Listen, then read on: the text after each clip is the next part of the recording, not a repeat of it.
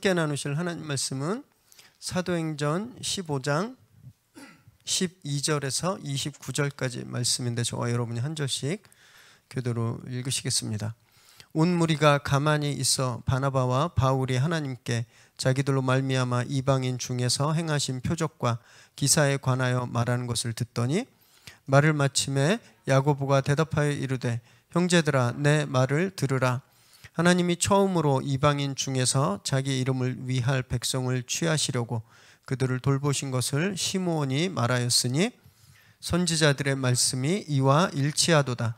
기록된 바 이후에 내가 돌아와서 다윗의 무너진 장막을 다시 지으며 또 그 허물어진 것을 다시 지어 일으키리니 이는 그 남은 사람들과 내 이름으로 일컬음을 받는 모든 이방인들로 주를 찾게 하려 함이라 하셨으니 즉 예로부터 이것을 알게 하시는 주의 말씀이라 함과 같으니라. 그러므로 내 의견에는 이방인 중에서 하나님께로 돌아오는 자들을 괴롭게 하지 말고 다만 우상의 더러운 것과 음행과 목매어 죽인 것과 피를 멀리하라고 편지하는 것이 옳으니 이는 예로부터 성에서 모세를 전하는 자가 있어 안식일마다 회당에서 그 글을 읽음이라 하더라.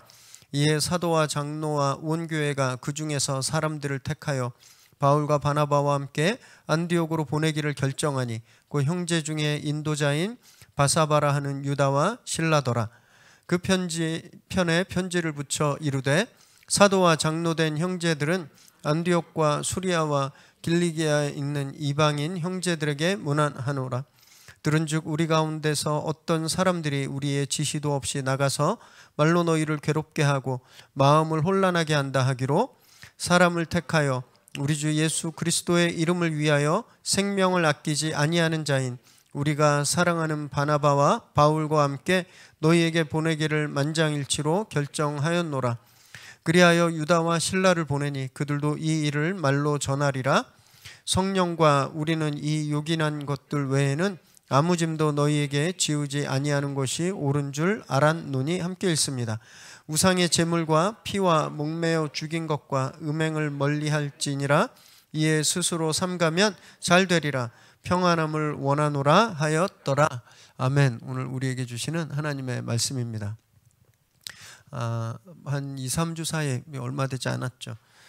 페이스북 또 클럽하우스, 유튜브 이런 SNS에 아주 작지만 굉장히 심각한 소란이 있었습니다. 한 8년 전에 굉장히 민주주의적이고 의사결정이 되게 투명하고 굉장히 잘 되고 있는, 그러면서 또 약간은 진보적인 중대형 교회가 있었습니다.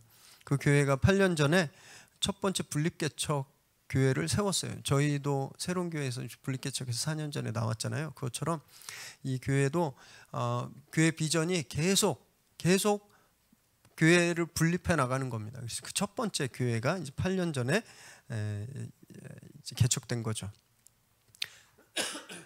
그래서 그 교회에서 약 30명의 성도님들이 개척 멤버로 파송됐습니다. 이게 완전히 이렇게 간 거예요. 이제 적을 파서 옮긴 겁니다. 그 교회를 섬기기로. 그리고 이분들이 민주적으로, 더 정확히 말하면 다수결로 모든 목회 그 상황들을, 교회 일들을 이제 결정하고 운영했습니다. 근데 늘 그렇듯이 이제 신혼생활도 늘 행복하진 않잖아요. 이렇게 때로 막 저는 신혼이 한참 전이어서 잘 기억 안 나지만 이렇게 말하면 안 되나요? 지금도 신혼 같아서 잘 알지만 좋지만은 않습니다. 왜냐하면 평생 평생 따로 살던 두 사람이 같이 사는 건 쉽지가 않은 일이에요. 이 교회도 마찬가지였습니다. 30명이 그 교회에서 파송받아 나왔지만 곧 이제 새로 오신 분들과 잘 융합되기가 이제 좀 어려웠던 거예요. 그 교회는 그 개척하고 나서 얼마 안 있다가 한때 막 90명까지 막 예배 나올 정도니까, 그럴수록 이 30명의 원 멤버들, 개척 멤버들이 이렇게 의사결정 구도를 이렇게 장악하기 시작했습니다. 뭐 예배 후에 뭐 교회 방향성 토론회를 합니다. 단 원년 멤버만 모입니다. 이런 식으로 교회 운영을 했었어요. 이분들이 생각했던 민주주의는 자기들만의 민주주의였던 겁니다. 그 이후에 나중에 온 분들은 의사결정 구조에 참여할 수 없다 이렇게 생각했던 거죠. 어쨌든 이런 것들이 좀 갈등이 되게 되었습니다. 같이 개척하고 나간 담임 목사님과도 뭐 트러블이 없을 수가 없죠. 부목사 때 그리고 담임 목사, 저도 부목사다 담임 목사 해보니까 조금 다른 게 아니라 그냥 차원이 다릅니다. 그리고 너무 겁났어요. 저도 처음에 뭘 어떻게 해야 될지 모르고 실수도 있고 이런 과정들이 반드시 있는 건데, 이러면서 갈등이 좀 생기니까 얼마 후에 파송 왔던 30명이 다 다시 돌아갔습니다. 그 교회로. 그런데 다행히 그 개척교회는요, 우리는 작은 공동체를, 우린 작은 교회, 가족 같은 작은 교회를 우리가 이루어 갑시다, 이런 모토 아래 지금 한 8년 지났는데 지금도 굉장히 재밌게 그리고 즐겁게 신앙생활들 열심히 하고 계세요. 이 목사님이 SNS를 너무 하세요. 그냥 뭐 자기 커피 먹은 것도 맨날 올리고 막. 그 보면 교회 되게 재밌게 성도님들과 잘 이루고 계시는데, 근데 한 달 전쯤에요, 그 모 교회 있죠, 모 교회에 다니던 어떤 작가분이 있습니다. 크리스찬 작가예요. 나름대로 인지도도 있고 그분이 번역한 책, 쓴 책들도 인지도가 있는 책들이에요. 근데 이분이 그 교회, 그 섬기고 있는 그 모 교회, 그 중대형 교회 분립개척 스토리에 대한 책을 썼습니다.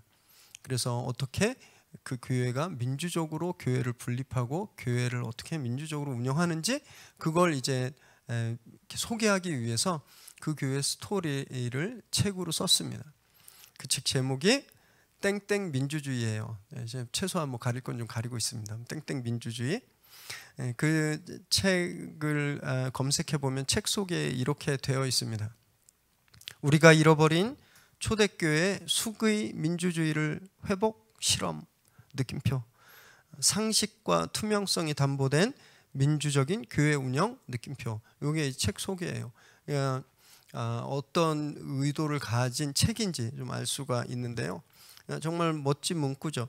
요즘 같은 민주주의 시대에 진짜 딱 어울리는 그런 슬로건인데, 근데 문제는 이분이 그 책 내용에서 8년 전에 그 분립한 그 교회에서 개척 멤버들이 갔다가 돌아오는 과정을 이렇게 소개하면서 정확히 써 있는 워딩이 뭐였냐면, 그 교회는 실패한 교회다 이렇게 썼습니다. 그러니까 책 소개로 미루어 보자면 그 교회는 민주적이지 않아서 실패했다, 이런 의도가 있는 거죠. 근데 이 책을 쓰기 전에 작가와 그 모교회 목사님과 이 개척하신 이 목사님이 세 분이 책 내용에 대해서 어느 정도 토론을 좀 했었대요. 왜냐하면 본인들의 교회들이 나오기 때문에. 그런데 이런 내용이 들어갈 거는 그 당시 생각도 못했던 거예요. 책이 나오고 나서야 그 책을 읽은 몇몇 분들이 이걸 문제 삼기 시작했습니다. 아니, 지금도 굉장히 잘 되고 있는 교회를 당신이 뭔데, 작가 당신이 뭔데 실패한 교회라고 하느냐, 이런 것들이 오면서 이 목사님이 그 내용을 알게 됐어요. 그 책을 읽고서 너무 상처를 받았죠. 너무 상처받은 거예요. 많은 분들이 SNS에 이제 막 그 문제에 대해서 이슈를 하니까 결국 출판사가 자기가 내용 검토를 잘 못했다 사과하고, 많이 팔리지도 않았습니다. 100권 이미 팔린 책들은 최대한 회수하고 서점에 풀려 있는 책들 다 수거하고, 그리고 그 내용을 좀 수정해서 다시 재판을 발행했어요. 그리고 그 모교회 목사님, 중대형 교회 그 목사님도 너무 성급하게 이런 내용을 자기도 검토를 못해서 미안하다, 그 교회에 상처가 돼서 너무 미안하다, 이렇게 사과를 했습니다. 그런데 정작 그 작가는 자기 잘못한 게 없다고 SNS에 공공연하게 이 얘기를 하고 있어요. 근데 이 과정을 통해서 그 개척교회 목사님과 그 성도님들이 진짜 굉장히 큰 상처를 받았습니다. 자기들은 정말 예수 공동체를 지향하면서 사이즈가 크지 않지만 너무너무 행복하고 지역을 위해서 봉사하고, 그 담임 목사님이 그 동네 동장을 하고 계시거든요. 동장은 공무원이고 통장. 그래서 좀 굉장히 어려운 동네에서 목회하시는데 어르신들을 그렇게 잘 섬기고 계세요. 교인들도 그렇게 열심히 사역하고 있는데 실패한 교회라고 낙인을 찍혀버리니 얼마나 상처가 컸겠습니까? 제가 이 안타까운 일들을 보면서 이 작가분 심지어 신학을 전공하신 분이에요. 이분의 교회론, 이분의 신학이 크게 잘못된 거 두 가지가 있다라는 걸 제가 좀 발견하게 되었는데, 먼저는요, 이 세상에 큰 교회, 작은 교회는 있습니다. 그런데 성공한 교회, 실패한 교회는 없어요. 다 하나님의 교회이기 때문에, 이거 하나님 교회하면 또 이렇게 하니까 다 네, 예수님의 교회이기 때문에. 두 번째는요, 이분이 초대교회를 민주주의라고 보고 있다라는 거예요. 사도행전을 제대로 보지 않아서 이런 오해를 했겠다, 이런 생각을 합니다. 말씀을 준비하면서 특히 오늘 본문에 이런 내용이 나오는데 이 사건이 좀 떠올라서 좀 안타까운 사건이지만 제가 좀 소개를 하고 있는데요. 우리 시대의 최고 가치는 민주주의입니다. 지금 누가 뭐래도 부정하지 않아요? 과거의 제국주의와 군국주의, 전체주의 시대가 끝나고 아직도 몇몇 곳에서는 그런 체제가 유지되고 있지만, 어쨌든 전 세계적으로 이런 시대가 종말한 후에 세계 지금의 절대 가치는 다양화죠. 그리고 민주주의입니다. 다양성을 인정하지만 다수의 의견이 존중받는 것, 많은 사람이 원하면 그대로 따라야 되는 것, 이것이 선이고 이것이 정의가 되었어요.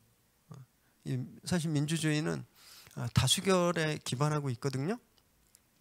그래서 우리는 이 민주주의에 어긋나는 것을 악으로 규정하죠. 악으로. 투표에서 다수를 얻었는데 소수가 당선되면 누구도 여기에 동의하지 않습니다. 그래서 가끔 뉴스에 보도되는 그 공산국가들에서 막 만장일치로 결의하고 이런 걸 보면 비웃잖아요. 우리 저거 진짜가 아닐 것이다, 저 강압적으로 저렇게 된 거다.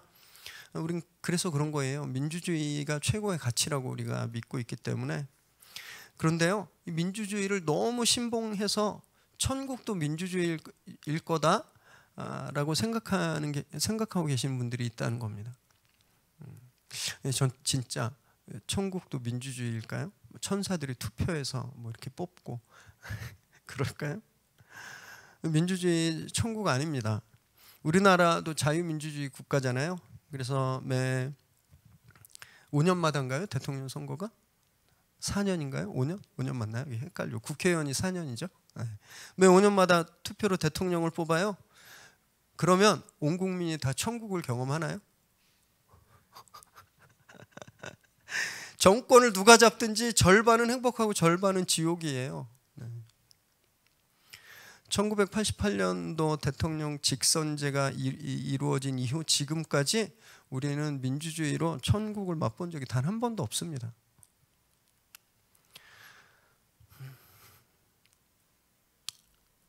물론 티라니, 이 독재, 이건 악하지만 그렇다고 데모크라시, 이 민주주의도 완벽할 수 없다라는 거예요. 우리가 이걸 분명히 알아야 됩니다. 세상의 그 어떤 그래서 세상의 그 어떤 주의, 이데올로기, 교회를 교회답게 할 수 없습니다. 완벽하게 교회를 만족시키는 그런 세상의 철학, 이데올로기는 없어요. 교회는요, 그것을 뛰어넘습니다. 교회를 교회답게 하는 건 세상에서 훌륭하다고 하는 가치들, 그걸 뛰어넘는 어떤 원칙이 있어요. 오늘 저희가 본문을 통해서 그 원칙을 살펴볼 겁니다. 그래서 교회다움이 어떤 것인지, 어떤 것이 교회의 중심을 이루어야 되는지, 우리가 무엇에 기반해서 교회를 이루어 가야 되는지 우리 함께 좀 생각해 보도록 하겠는데요. 지난주부터 저희가 묵상하고 있는 사도행전 15장은 아주 역사적인 장입니다. 역사적인 예루살렘 공의회의 배경과 그 내용들을 담고 있기 때문이에요. 이 카운실의 아젠다는 모세의 율법과 할례, 이게 구원에 필요한 거 아닌가, 이거였습니다. 이 문제에 대해서 공의회는 많은 토론과 논쟁을 했죠. 누가 강압적으로 결정하지 않았습니다. 난상 토론이 이루어졌어요. 정말 많은 토론과 논쟁이 이루어졌어요. 그리고 세 사람이 차례로 연설을 하죠. 지난주에 베드로가 제일 먼저 자신에게 주신 계시와 고넬료의 회심 이야기를 한 번 더 이야기하잖아요. 그리고 이어서 바울과 바나바, 야고보의 연설이 뒤따릅니다. 12절 읽습니다. 시작. 온 무리가 가만히 있어 바나바와 바울이 하나님께서 자기들로 말미암아 이방인 중에서 행하신 표적과 기사에 관하여 말하는 것을 듣더니,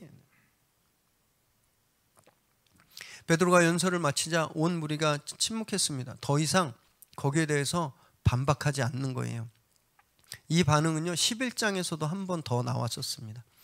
11장에 베드로가 고넬료 집에 가서 먹고 자고 세례를 베풀었다는 소식을 듣자 예루살렘 교인들이 막 담임 목사인 베드로를 막 소란스럽게 공격했잖아요. 그때 베드로가 내가 뭐라고, 하나님이 시키신 일을 내가 어떻게 하겠어, 이렇게 얘기했을 때 교회가 잠잠해졌어요. 이 일이 여기서 똑같이 일어난 거거든요. 그런데 생각해 보면요, 이런 침묵, 동의함, 이거 절대 쉽지 않습니다.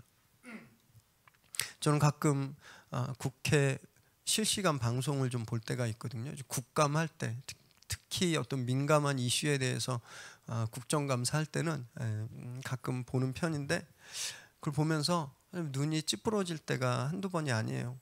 뭐 장관이나 뭐 이렇게 정부 요인들을 불러놓고 막 이쪽 당이든 저쪽 당이든 국회의원들이 질문하는 걸 보면 질문의 수준이 너무너무 형편없을 때가 많습니다. 어떤 한 국회의원은 MS 워드를 왜 마이크로소프트웨어에서 샀냐고, 이렇게 다른 데 다 입찰해서 사지 왜 그럴 수밖에 없었냐면 마이크로소프트에서밖에 안 팝니다. 그런데 그걸 마치 뭐 비리가 있는 것처럼 막 질문하고, 그래서 막 사람들의 비웃음을 막 사는 일들이 비일비재해요. 질문의 수준도 그럴 뿐더러 자기 말하기에 되게 바쁩니다. 발언권을 얻었으면 아주 날카로운 질문을 해야 되는데 자기 말하려고 그 문제와는 상관없이 자기가 하고 싶은 말 하려고 막 떠드는 그런 분들도 너무너무 많고, 막 다른 당 의원을 향한 폭언, 이건 뭐 동의를 위한, 뭐 일치를 위한 토론이 아니라 비판하기 위해서 그냥 이 귀한 시간을 이렇게 쓰고 있는 거 아닌가, 이런 생각이 들 때가 참 많았는데요. 그리고 우리가 신봉하는, 우리가 이 시대 절대가치라고 하는 민주주의, 그 민주주의의 꽃이라고 하는 투표로 뽑힌 분들의 모습이 딱 그 정도 수준인 겁니다. 자기 생각하고 다르면, 자기 파와 다른 파면 나라 일 하는 분들도 절대 하나가 되지 않아요. 동의 안 됩니다. 여러분, 그러니 우리는 어떨까요? 우리 나라 일 하는 사람도 아닌데 그런 부담감도 없는 우리는 어떨까요? 공동체 내에서 의견이 갈리면 나하고 다른 의견에 쉽게 동의가 되시던가요?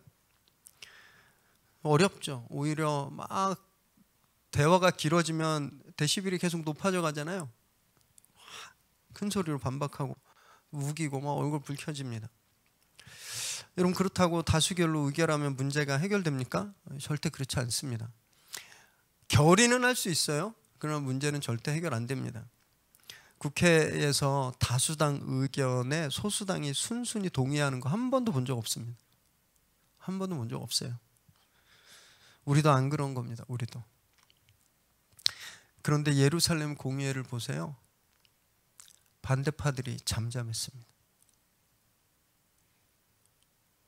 할례와 율법이 구원의 필수 불가결한 조건이라고 대대로 믿어왔고 평생을 믿어왔던 사람들이었어요. 그런데 베드로의 말을 듣고 잠잠해졌습니다.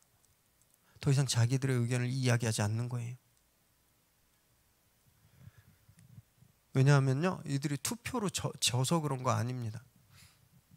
베드로가 권위로 너 담임 목사 우습게 하면 교통사고나 뭐 이렇게 옛날에 이렇게 협박들도 되게 많이 했었어요. 농담 아니고 진짜. 뭐 주의종 잘못 섬기면 뭐 걸어가다 넘어져서 발 부러진다 뭐 이런 얘기도 많이 들었는데, 그런 얘기 하는 교회는 절대 가지도 마시고 만나지도 마세요. 베드로가 그렇게 내가 천국의 열쇠 가진 사람인데 너 내 말 안 들으면 너네 문 안 따줘? 뭐 이러지 않았습니다. 성령님이 자기에게 어떻게 하셨는지만 이야기했어요. 그래서 이 사람들이 성령님이 하신 이야기를 들은 겁니다. 그래서 자기들의 이야기를 멈출 수 있었던 거예요. 만약에 이 사람들이 끝까지 다수결로 합시다 이러면 어땠을까요? 어떻게 됐을까요?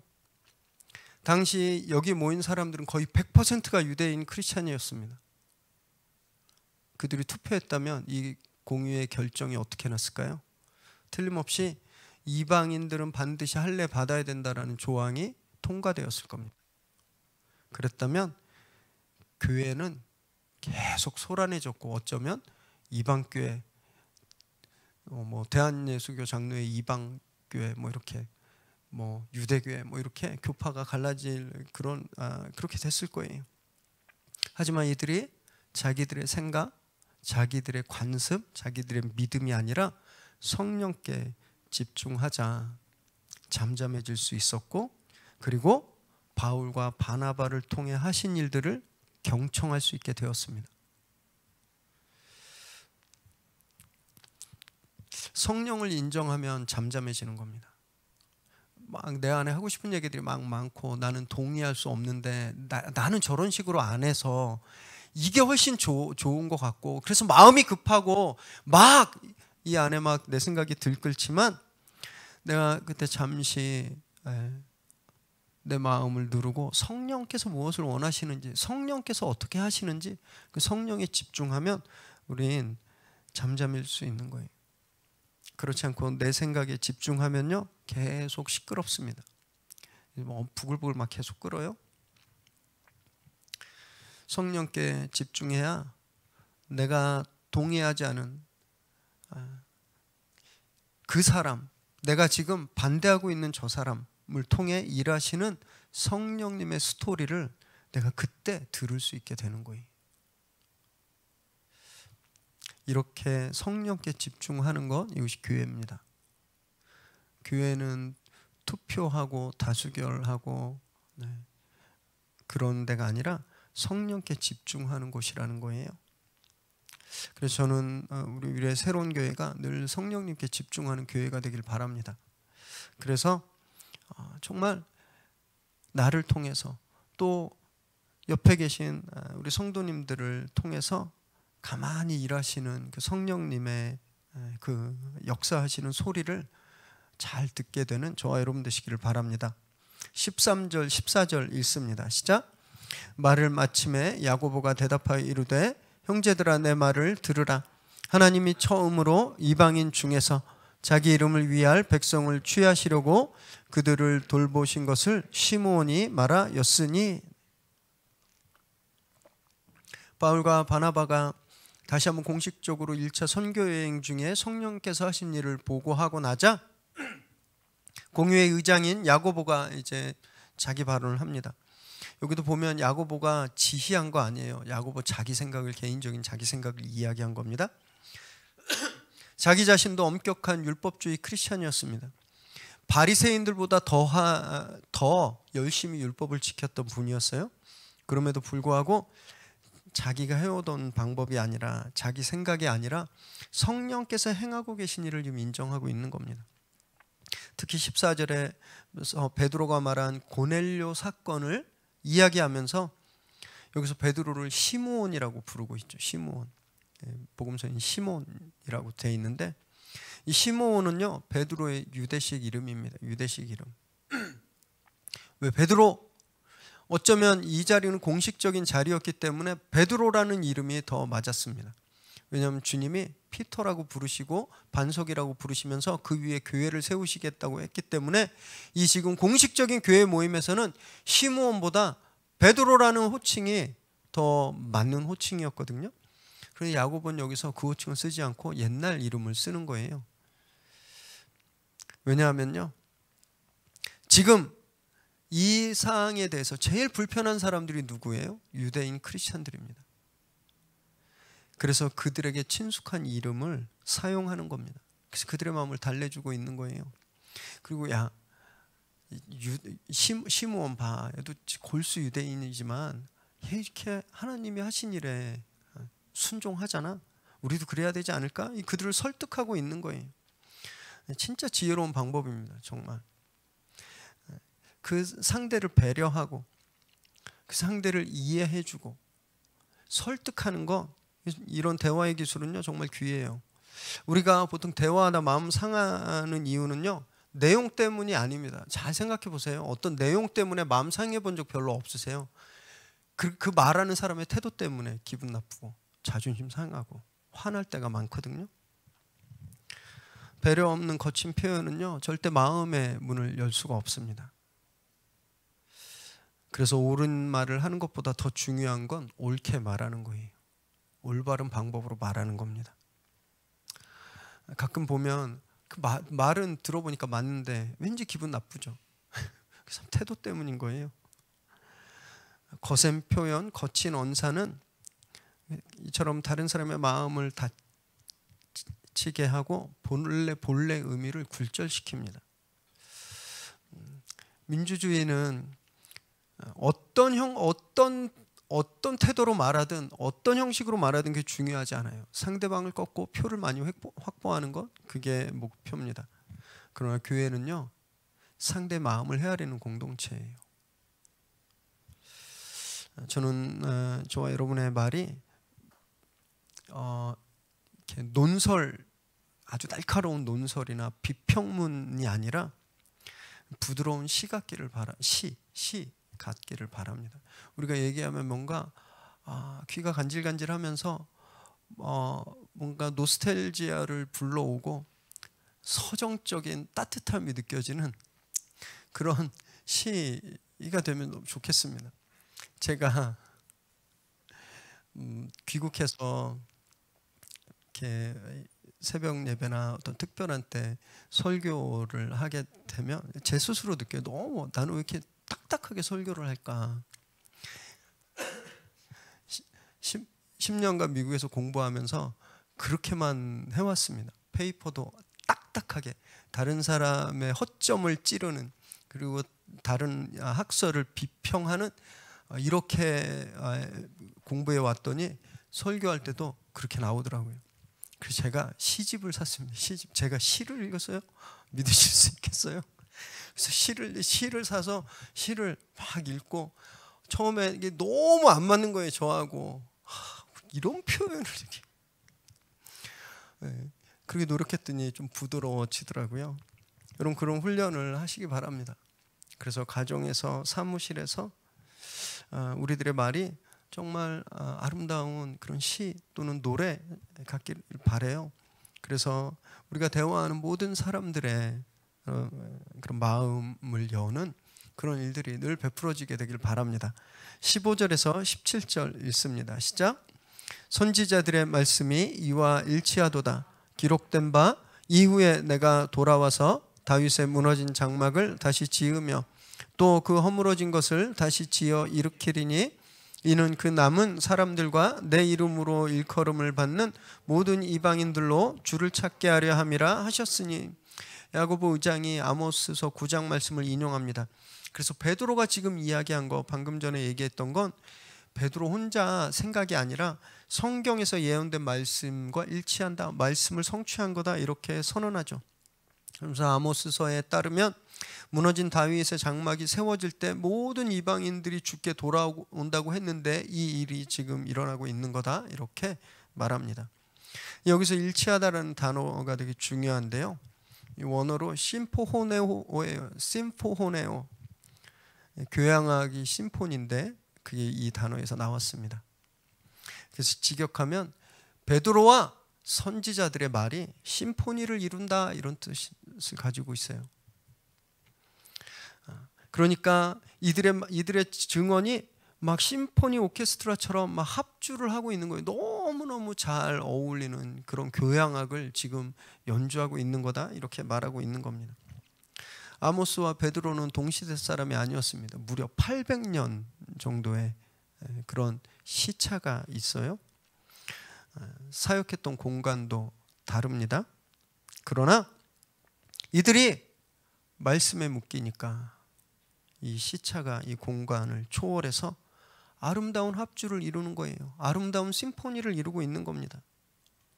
여러분, 이건 투표로, 민주주의로, 아니면 전체주의나 그 어떤 인간적인 제도로 불가능합니다. 절대 할 수 없는 심포니, 말씀이 이루고 계신 거예요. 말씀이. 그래서 교회는요, 오직 말씀 안에서만 하나 될 수 있는 겁니다.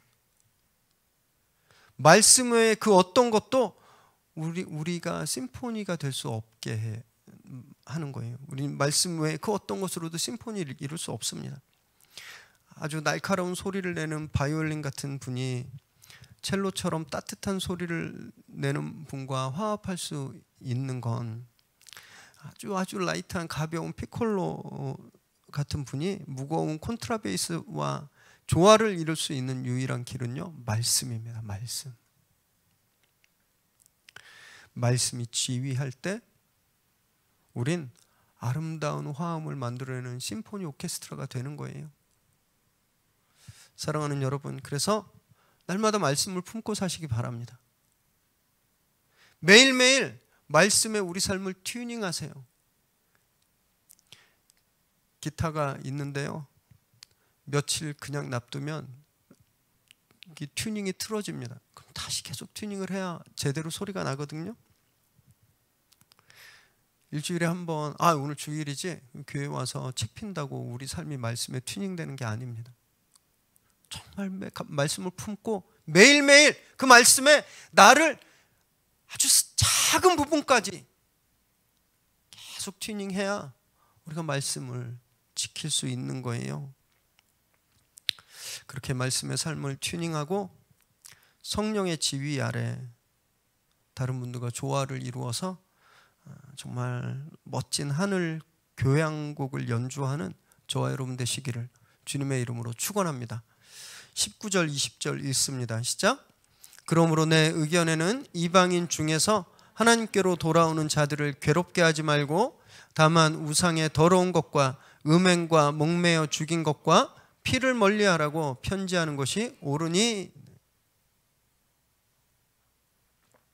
그래서 야고보는 이어서 자기가 생각하는 해결안을 제안합니다. 더 이상 이방인 회심자들에게 율법의 굴레를 씌워서 괴롭히지 말자, 힘들게 하지 말자. 다만 그들에게 몇 가지 규칙만 지키도록 하자, 이렇게 제안합니다. 그 내용은 구체적으로 우상 숭배하지 말고, 음행하지 말고, 목매어 죽인 고기, 또 피를 먹지 못하도록 하자, 이 네 가지 조항이었습니다. 여기서 왜 목매어 죽인 고기를 먹지 말라 그랬냐면요, 목매어 죽이면 체내에서 피가 다 빠져나가지 않습니다. 피가 그대로 굳게 되는데, 그럼 피를 먹게 되잖아요. 근데 유대인들은 생명이 피에 있다고 믿었고, 또 율법에서도 하나님이 엄하게 피를 먹는 것을 금하셨기 때문에 유대인들이 가장 싫어하는 것 중에 하나였습니다. 야고보는요, 유대주의 성도들에게는 더 이상 이 문제로, 할례 문제, 율법 문제로 이방 성도들을 정죄하고 괴롭히지 말라, 이렇게 권고한 거고, 또 이방 성도들에게는 그들이 지금까지 아무렇지도 않게 했던 생활인데 그것 중에 유대인들이 도저히 참을 수 없는 네 가지, 그것만 안 할 것을, 그것만 지켜줄 것을 지금 권고하는 거예요. 양쪽에 어느 정도씩 양보하게 하는 거죠. 그래서 일치를 이룰 수 있도록, 이들이 화해할 수 있도록 제안한 겁니다. 자기 것을 하나도 양보하지 않으면 절대 다른 사람과 합일점을 찾을 수 없습니다. 이게 내 걸 양보하는 거, 이거 진짜 쉽지 않습니다. 저희도 이제 개척하고 4년이 지났잖아요. 그것 때문에 참 어려운 시간들이 있었습니다. 개척 초기에 다 열심히 있으시기 때문에 다 자기들이 꿈꾸는 어떤 교회의 미래, 교회의 모습, 하얀 도화지가 주어지니까 얼마나 그리고 싶겠어요. 애들 앞에 하얀 도화지 놔두면요, 그냥 자기 그리고 싶은 대로 그리잖아요. 저희들이 그랬었어요. 다 각자 가지고 있는 교회라는 하얀 도화지에 내가 생각하는 그림을 그리고 다른 사람의 그림을 비난하고 잘못했다고 이야기했던 거죠. 그래서 아픔도 있었고 갈등도 하고 그랬지만 우리 그 과정들을 지나면서 우리가 배운 게 있잖아요. 내 걸 좀 포기해야 되는구나. 그리고 남들을 좀 더 인정해야 되겠구나. 우리가 그래서 하나 되는 그런 훈련을 지금까지 해온 겁니다. 우리가. 앞으로도 우리가 계속 그렇게 내 걸 좀 포기하는 훈련을 좀 하면 좋겠습니다. 당장은 조금 억울하고 당장은 내가 손해보고 내가 지는 것 같아서 좀 불편할 수 있지만요. 오늘 본문에서 보듯이 성령님이 윈윈하게 해주십니다. 그렇지 않으면 진짜 괴로워요. 내 걸 포기하지 않으면 진짜 괴롭습니다. 19절에 괴롭게 하다라는 단어가 나오잖아요. 이 원 뜻은 뭐냐면요, 옆에서 성가시게 하다, 가까이에서 계속 괴롭히다라는 뜻이에요. 그러니까 유대 그리스도인들이 안디옥 교회에서 한 번만 그랬던 것이 아니라 계속, 제가 말씀드렸잖아요, 10년 동안 계속 이방 그리스도인들 옆에서 괴롭혀왔다라는 거예요. 너 근데 할례는 언제 받을 거야? 너 교회 다니면서 이 율법도 안 지켜? 너 진짜 믿는 거 맞아? 이렇게 계속 가까이에서 괴롭혀 왔다라는 거예요. 반면에 그럼 유대인들은 하나도 안 괴로웠을까요? 같이 교회 생활하는데 스테이크를 육회로 먹고 막 이렇게 있으면, 피가 뚝뚝 떨어지는 거 먹고 있으면 얼마나 괴로웠겠습니까? 그걸 보면서. 같이 교회 생활했는데 이 사람이 이방 그 우상의 어떤 축제일에 가서 음란한 짓을 하면 그게 얼마나 괴로웠겠어요? 여러분, 이렇게 서로를 계속 괴롭혀 오는 관계가 계속 있었다라는 거예요. 그러지 말자는 거죠.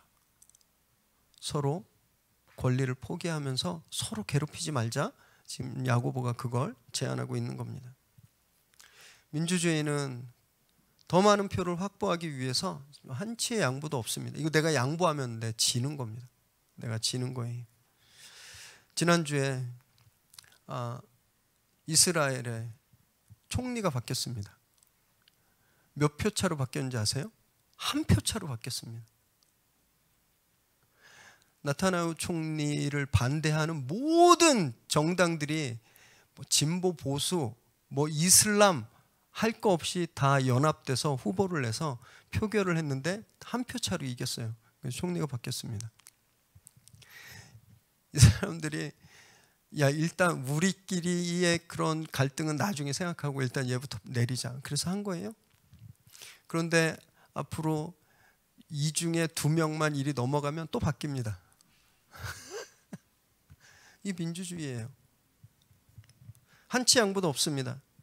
교회는요, 정반대입니다. 양보해주는 공동체예요.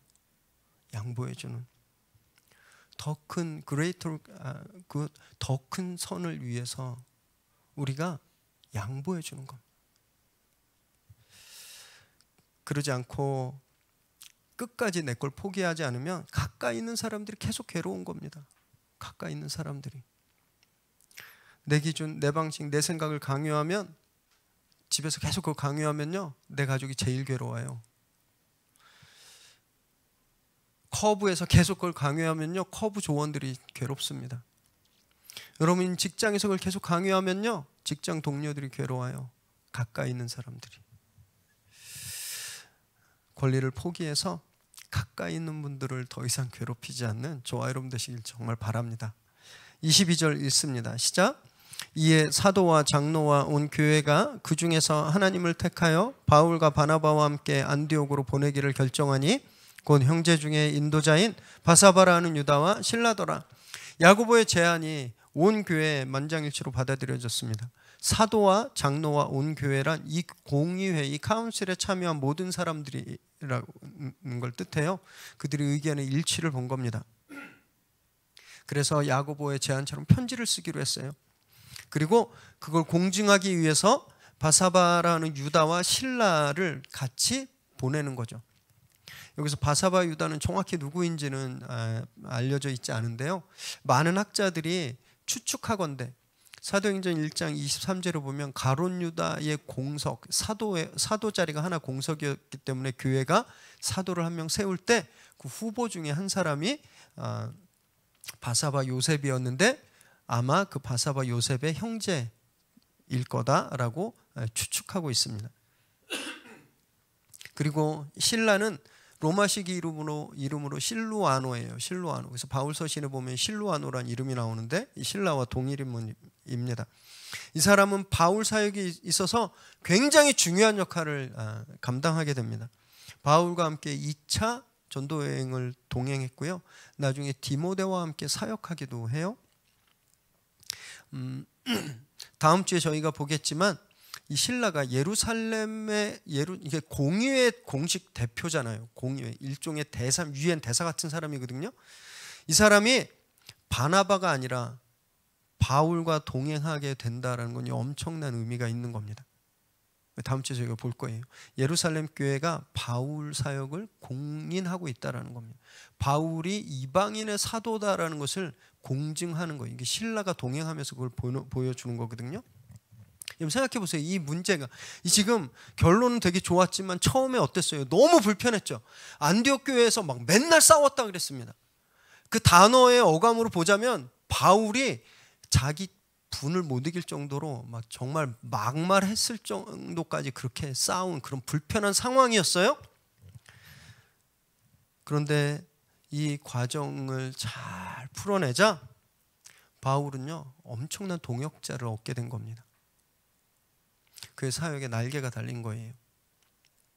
하나님께서 하시는 일은요 이렇게 좀 놀라울 때가 많습니다.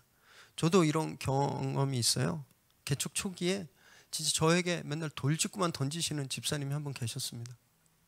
어쩌면 이분은 이렇게 솔직하게 아주 그냥 직언을 이렇게 하시나. 네. 가족분들은 이 개척교회에 동참하고 싶었는데 이 집사님은 계속 섬기시던 교회를 섬기고 싶으셨던 거예요. 얼마나 불편하셨겠습니까? 가족들 때문에 억지로 공동체가 다 있는데 여기로 오시니까 많이 불편하셨죠. 그런데 이분이 그걸 잘 참으시고 교회를 잘 섬겨주셔서 지금은 이 교회에 없으면 안 되는 기둥 중에 한 분이 되었어요. 지금은 안 불편하시죠? 그리고 기도 제목을 늘 내시는데 제가 물론 저도 응답 받으실 거라고 믿고 기도하지만 진짜 그 이 기도 응답도 너무너무 잘 받으시고 너무 놀라웠습니다. 이게 제 간증이에요. 제 간증. 이 집사님은 불편함을 잘 참으시니까 하나님이 이런 좋은 결과들을 우리에게 주시는 겁니다. 그걸 못 참으면 그 결과도 없는 거예요. 가정이 지금 불편하신 분들, 지금 공동체가 불편하신 분들, 아니면 일하는 곳 그 사무실이 불편하신 분들 조금 더 인내하시기 바랍니다.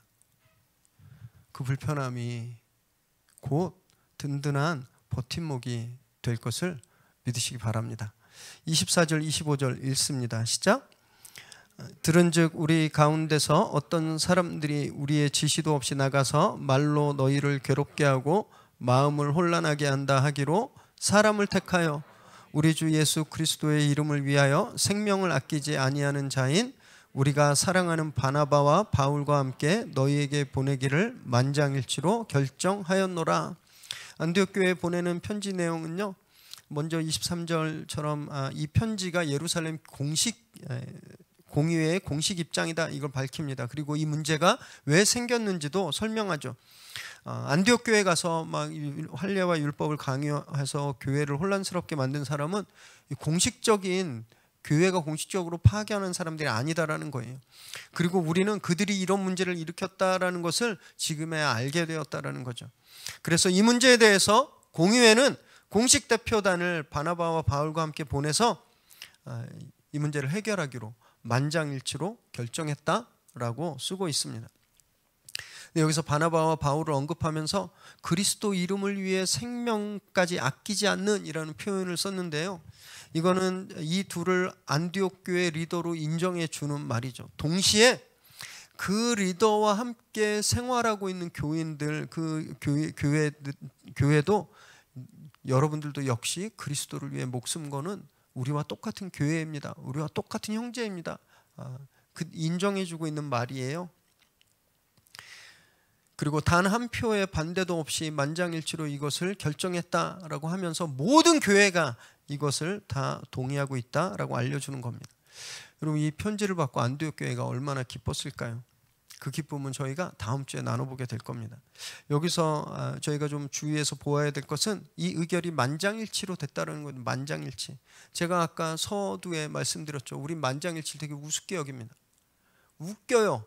어떻게 단 한 명도 반대하지 않아? 저건 가짜지 이렇게 생각하잖아요. 여러분, 그런 눈으로 오늘 이 의회에서 공의회에서 이루어진 만장일치를 보시면 절대 안 됩니다. 전혀 차원이 다른 만장일치예요.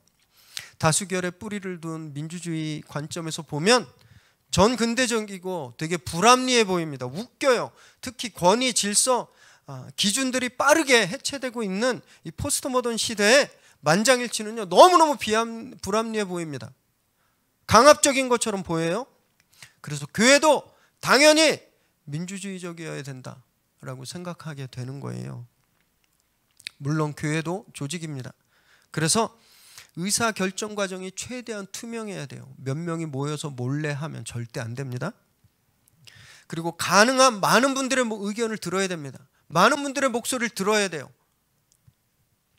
목사 혼자 결정하고 무조건 순종해라, 이건요 민주주의도 아니고 그냥 독재예요. 독재. 이거는 옛날에 진작 폐기된 거거든요. 그러나 그렇다고 해서 매사 모든 것을 다수결로 결정하는 거 절대 바람직하지 않습니다. 왜 그런지 아세요?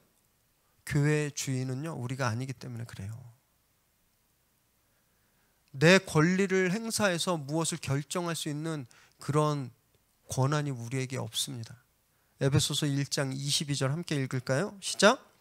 또 만물을 그 발 아래에 복종하게 하시고 그를 만물 위에 교회의 머리로 삼으셨느니라.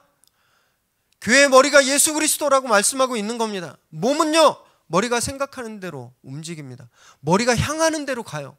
머리가 이쪽으로 향했는데 저리 가는 몸은 없어요.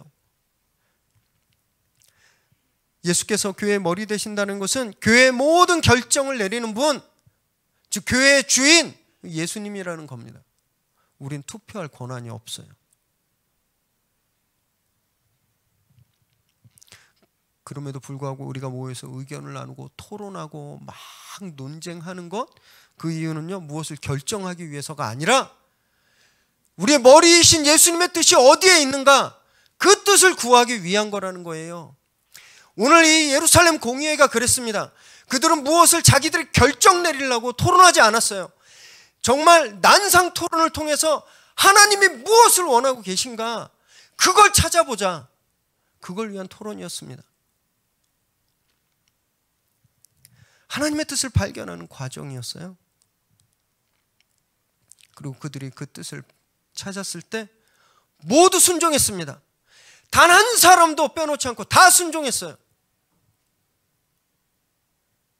이것이 교회입니다. 이것이 말씀 일치, 말씀에 하나 되는 거라는 거예요. 여전히 불편한 사람들이 있었을 겁니다. 여전히. 진짜 여전히 동의하기 어려운 사람들이 있었을 거예요. 그럼에도 불구하고 말씀, 그 말씀에 순종하는 것, 여러분 이것이 만장일치입니다. 여기서 보여지는 말씀 앞에 만장일치, 이것을 이루는 공동체가 교회라는 겁니다. 사랑하는 여러분, 저는 우리 위례 새로운 교회가 늘 그렇게 말씀 앞에 만장일치를 이루는 교회가 되길 바랍니다. 정말 하나님의 뜻이 무엇인지 아주 막 정말 첨예하게 우리가 토론하고 막 때로는 다투고 뭐 심지어 싸울 수도 있어요. 그래도 괜찮습니다. 우리가 그런 과정을 겪고 나서 말씀으로 일치를 이루기만 하면 그러면 되는 거예요. 그러면 늘 말씀으로 하나 되는 저와 여러분 되시기를 정말 바랍니다. 28절 29절 읽습니다. 시작. 성령과 우리는 이 요긴한 것들 외에는 아무 짐도 너희에게 지우지 아니하는 것이 옳은 줄 알았노니 우상의 제물과 피와 목매어 죽인 것과 음행을 멀리할지니라. 이에 스스로 삼가면 잘 되리라 평안함을 원하노라 하였더라. 편지 결론 부분에서 의결된 내용을 다시 한번 적습니다.